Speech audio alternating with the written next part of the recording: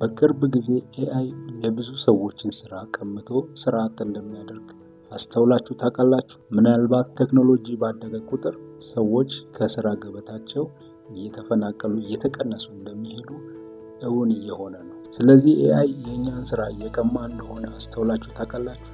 እንዴት እንደሚቀማና በምን ዘርፍ በከፍተኛ ሁኔታ እየቀማ እንደሆነ በዚህ ቪዲዮ አሳያችኋለሁ። ደግሞ በአጭር ጊዜ ውስጥ ከሀገራችንም ሆነ ከዓለማችን የሚጠፉ የስራ አይነቶችን ለማሳየት ሞክራለሁ። ከእናንተ የሚጠበቀው እስከ መጨረሻ መከታተል ነው። ይህንን ቪዲዮ ላይክ አድርጋችሁ ጀምሩ። ቻናሉን ሰብስክራይብ ያላደረጋችሁ ሰብስክራይብ አድርጉ። ወደ ቪዲዮ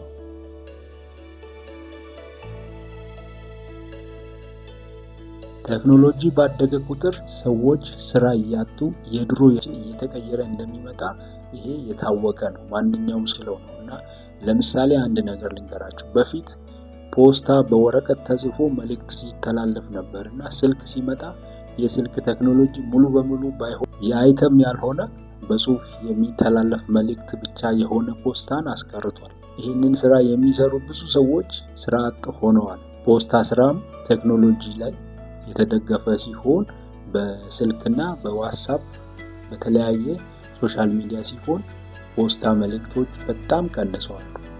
ልክ እንደዛው ቴሌቪዥን በመጣ ወቅት ሰዎች ዜና ወይም የተለያየ መረጃ የሚያገኙት ከቴሌቪዥን ሰዓቱን ጠብቆ፣ አሁን ግን የተለያዩ ሶሻል ሚዲያ መጣ። ቲክቶክ፣ ፌስቡክ፣ ዋትስአፕ፣ ቴሌግራም፣ ዩቲዩብ፣ ኢንስታግራም የተለያየ ሶሻል ሚዲያ መጣና የቴሌቪዥን ስራውን በከፍተኛ ሁኔታ አቀዘቀዘው። እንግዲህ በኤአይ በኩል ተስፋም ብዙ ስጋትም ይዟል። ያ ማለት ምን እንደሆነ በዝርዝር አሳያቸዋለሁ። ተስፋ ያላቸው ለምሳሌ ራሳቸውን ዴቨሎፕ አድርጎ ከቴክኖሎጂ ጋር የሚሄዱ በኦንላይን እና የተለያዩ ሶሻል ሚዲያ ፕላትፎርም ላይ ለተዘጋጁ ሰዎች የተለያየ ተስፋ ሰንቆ መጥቶ ግን ተቀጥሮ ለመስራት ራሱን ያዘጋጀና ተቀጣሪ ለሆነ ሰው ብቻ ከሆነ በተለያየ መንገድ ስጋት አለው። በየትኛው ሰዓት ሰው ከስራ ገበታ እንደሚቀነስ ማወቅ አይቻልም እና በተለያየ መስክ ኤአይ ወይም ቴክኖሎጂ ስራዎችን እየተቆጣጠረ ሲመጣ ራሱን ዴቨሎፕ ያላደረገ ከዘመኑ ጋር ያላደገ ሰው ከስራ መቀነሱ አይቀርም። ስለዚህ ያንን ዛሬ ያለትና ለማሳየት ሞክራለሁ። እናንተ የመጀመሪያ ብዬ ያሰብኩት በቅርቡ ስራ ከሚያጡ ሰዎች ተርታ ያስቀመጥኩት ሞዴሊንግ እና ማስታወቂያ ስራ ነው። እንደሚታወቀው አንድ ሰው አምባሳደር ስለሚመረጥና ለዛ ድርጅት ማስታወቂያ ይሰራል።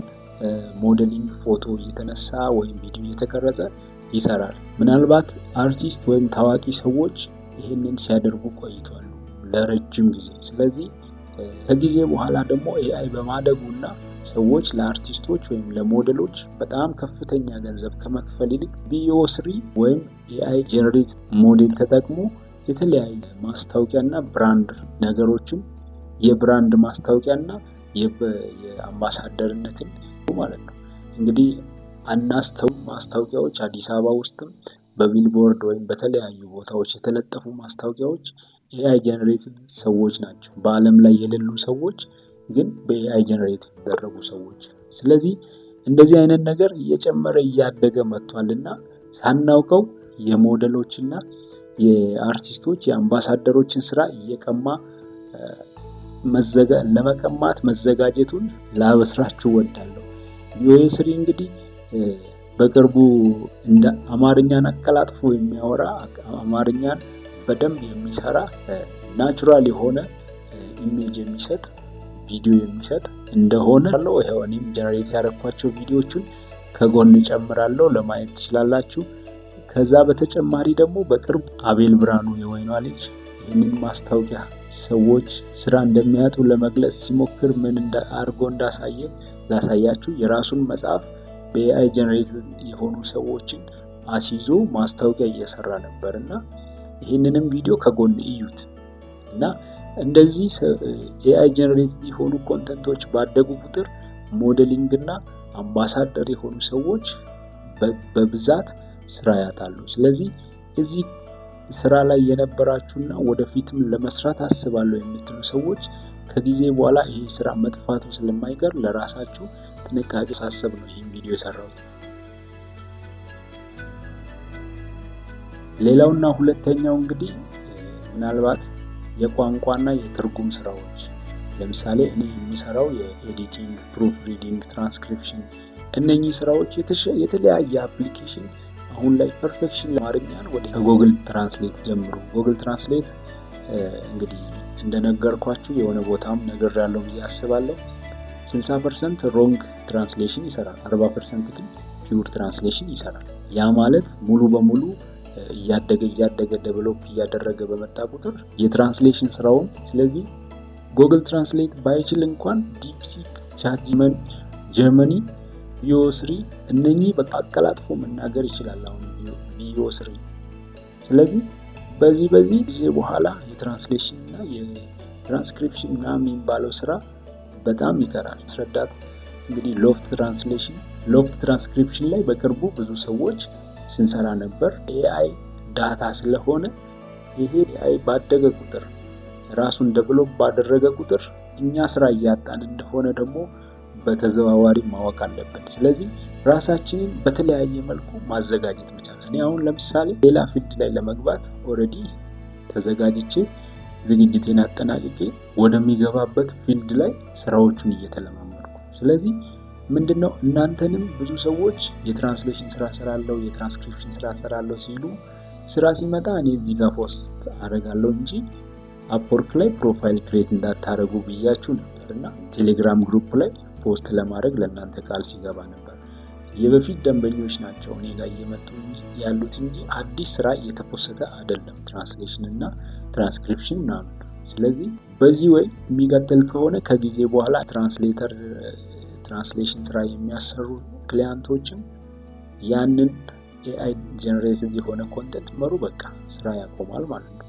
ስለዚህ እኔም ላረጋግጥላችሁ የምፈልገው አዲስ ክሊያንት እኔ ከ2025 ወዲህ ምንም አላገኘውም። አንደኛ፣ ሁለተኛ ደግሞ የበፊት ክሊያንቶቹ በፊት ቋሚነት ትራንስሌሽን የሚያሰሩት ከ2025 ወዲህ ምንም ስራ እያመጡ አይደለም። ኦልሬዲ ሎፍት እና የተለያዩ የትራንስክሪፕሽን እና የኤአይ ስራ ካልሆነ በስተቀር ዶክመንት ይዞ እኔ ጋር መጥቶ ትራንስሌት የሚያስደርጉ ሰዎች ኦልሬዲ ጠፍተዋል። ይህ ጠፋው በእርግጠኝነት በኤአይ ምክንያት ነው ብዬ አስባለሁ። ስለዚህ ሌላ አቅጣጫ ማየት ግዴታ ነው። በዚህ ምክንያት ኤአይ የኛን ስራ እየተሻማ እንደሆነ ለማሳየት ወዳለሁ።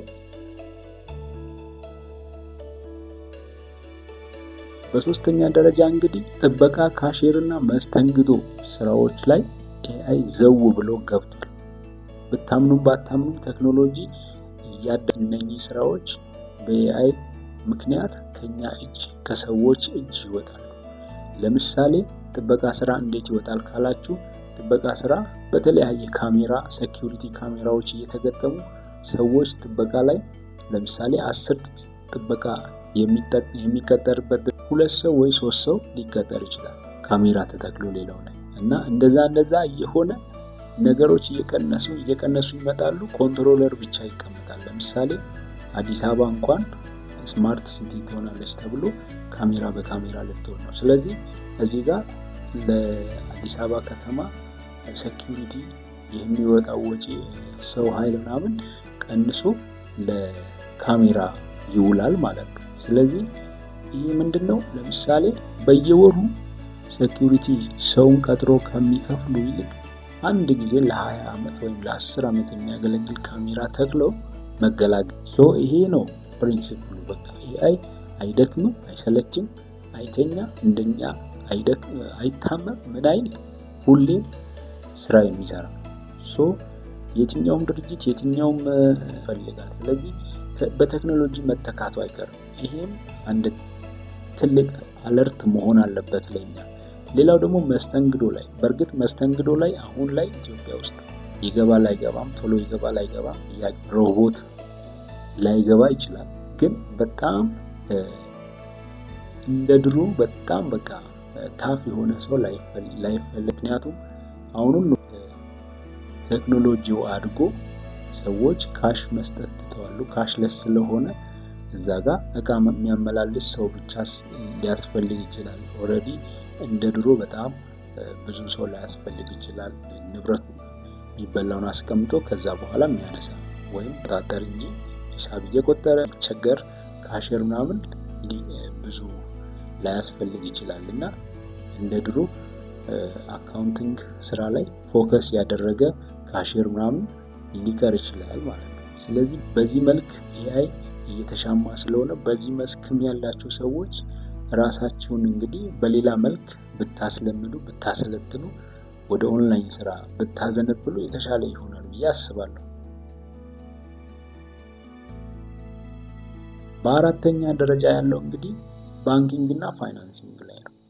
ባንኪንግ እና ፋይናንሲንግ ላይ እንዴት ኤአይ ሊገባ ይችላል ካላችሁ ኤአይ ሳይሆን ቴክኖሎጂ ይገባል።